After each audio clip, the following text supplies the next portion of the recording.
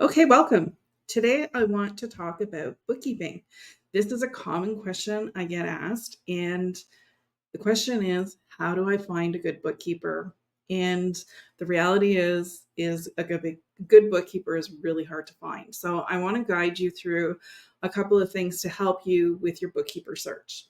First of all, I want to explain to you how important it is to ensure that you've got the right bookkeeper. Often I see people trying to save money and hiring somebody, as cheaply as possible to get the books done. But what ends up happening is if you don't hire a qualified bookkeeper, you have a huge bookkeeping mess on your hands. So when you take your books to your accountant at the end of the year to get your tax returns done, it's a mess for them and they have to redo the books. And that ends up costing you way more than it would have had you just hired correctly to begin with. So a bookkeeper is your first defense, your first line of defense in having a very well managed business. Okay. Business financial management is the backbone of your business and it starts with the bookkeeper. So, what you want to look for in a bookkeeper is, first of all, to ensure that they're qualified, right? You want to make sure that they understand GAAP, and GAAP is GAAP, and that stands for Generally Accepted Accounting Principles. This is your red flag right here. If your bookkeeper that you're interviewing does not understand what GAAP is, then they do not know bookkeeping, right? Because these are the rules of bookkeeping. So you want to make sure that you hire a bookkeeper who knows GAAP and does the bookkeeping according to GAAP. Whether you're in Canada or the United States, doesn't make a difference. Yeah, both countries have to follow GAAP. Now, there's very few differences between Canadian and US GAAP. If you're a Canadian hiring an American bookkeeper or vice versa, it's totally possible, but they have to be aware of the small, very small changes in bookkeeping. So just be cognizant of that.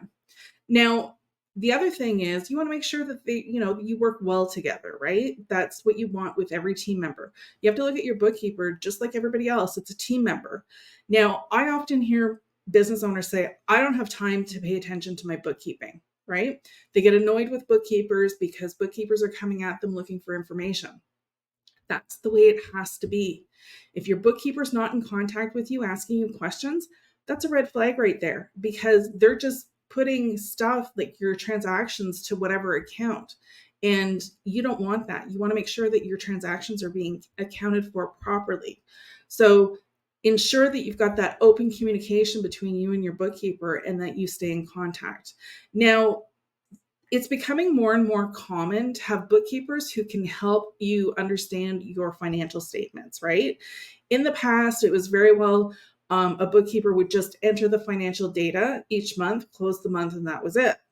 But now, being proactive, looking for more financial information really should be a paramount goal in your business.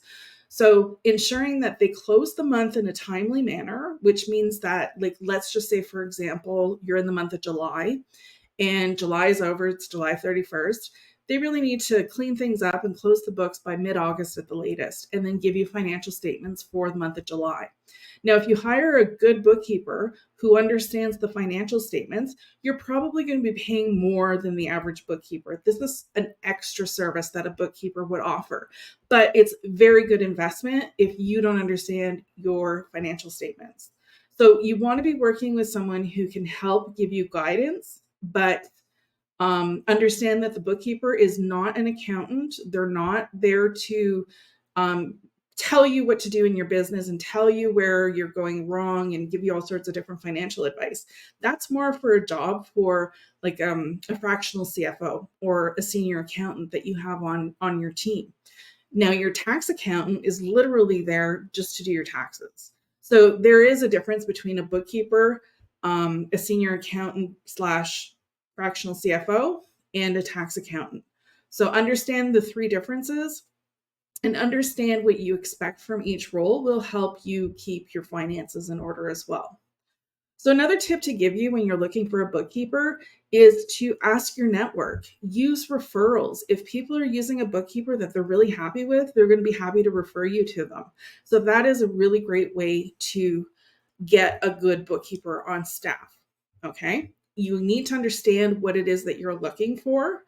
If you have basic books, you're going to be charged a lower price. But if you've got, product-based business and you've got a bunch of things going on, you've got, different lines of revenue coming in and you want to measure a whole bunch of data, that's going to cost you more. Not to say to stay away from it, because you should be looking at your data. Data is absolutely important. It's critical to run your business because the data is where we get the information to make smart financial decisions that are going to make your business profitable. Okay. So a recap, you want to look for good qualifications. They have to know GAAP. They don't necessarily need to have a bookkeeping, certificate, but they need to be aware of GAAP and they need to come referred. If they're not referred, you should check references and their reviews. Maybe you can start off with a trial period and see how it works out. You need to also assess their attention to detail because doing books takes detail, right? You need to make sure that you are accurately categorizing each transaction. So communication skills and their attention to detail and problem solving skills are important skill set that your bookkeeper should have. And finally, make sure that you discuss the expectations, the fees, and the contract terms up front, okay? So if you think you're using a trial period, you have an expectation of getting more than just the books done, you want to get financial statement analysis, make sure that's in the contract. Everything should be in the contract so expectations are clear. So if you have any questions, I would love to hear them. Drop your questions in the comments. I will respond to them as soon as possible, and we'll talk soon.